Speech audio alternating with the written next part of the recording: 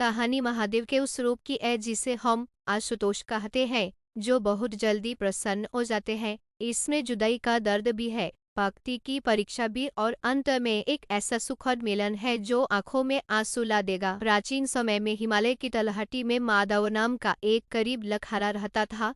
माधव जन्म से ही देख नहीं सकता था, लेकिन उसकी अंतरात्मा में महादेव की छवि बसी थी। उसकी पत्नी और उसका छोटा बच्चा ही उसका संसार थे। गांव के लोग अक्सर उसका मजाक उड़ाते कि तू जिसे देख नहीं सकता उसकी पूजा क्यों करता। माधव बस मुस्कुराकर कहता, न देखने के लिए आंखों की नहीं, आसास की जरूरत होती है। एक बार गांव में भयंकर अकाल पड़ा। माधव का बच्चा बीमार हो गया। घर में न अन्न का दाना था, न दवा के पैसे। माधव अपनी लाठी टेकते हुए महादेव के पुराने मंदिर गया और पत्थर की चौखट पर सर रखकर फूट फूट कर रोने लगा।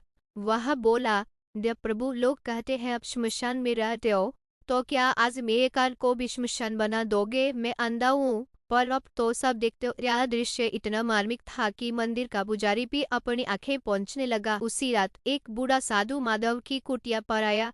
उसके हाथ में एक छोटा सा थैला था। उसने माधव के बीमार बच्चे के माथे पर रख अबूत लगाई और माधव से कहा, दे बेटा, महादेव ने भेजा है।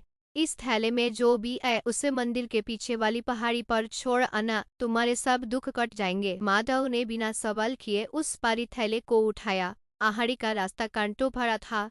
माधव के पैर लहूलुहान हो गए। वह कई बार गिरा, टकराया, लेकिन उसने थैला नहीं छोड़ा। वह रो रहा था। उसे लग रहा था कि शायद महादेव उसे दंड दे रहे हैं। जैसे ही वह पहाड़ी की चोटी पर पहुंचा, उसे एक दिव्य सुगंध आई। जैसे ही माधव ने वह थैला चोटी पर रखा, अचानक एक गूंज सुनाई दी, लहोल अपनी आंखें माधव। माधव कांपने लगा। उसने धीरे से अपनी पलकें झपकाई। अचानक उससे धुंधला सा प्रकाश दिखा और फिर उसे पूरी सृष्टि दिखने लगी। उसने देखा कि जिसे वह साधु समझ रहा था वह स्वयं जटाधारी शिव थे।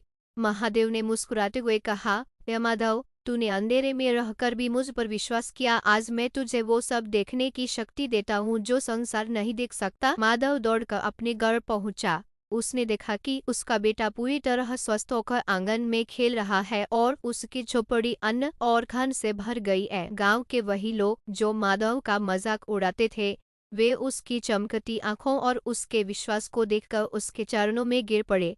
माधव ने महसूस किया कि महादेव सिर्फ कैलाश पर नहीं बैठते, वे तो उस भक्त के आंसुओं में भी बहते हैं जो उन्हें सच्चे दिल से पुकारता है। उस दिन पूरे गांव में शिव भजन हुआ और माधव ने पहली बार अपनी आंखों से महादेव के मंदिर का शिखर देखा। यह मिलन और वह खुशी इतनी गहरी थी कि आज भी उस गांव में यह कथा सुनाई जाती है कि देव भोलेनाथ देर करते हैं पर अंदर नहीं। सीखा, महादेव आपकी आंखों को नहीं, आपके भाव को देखते हैं।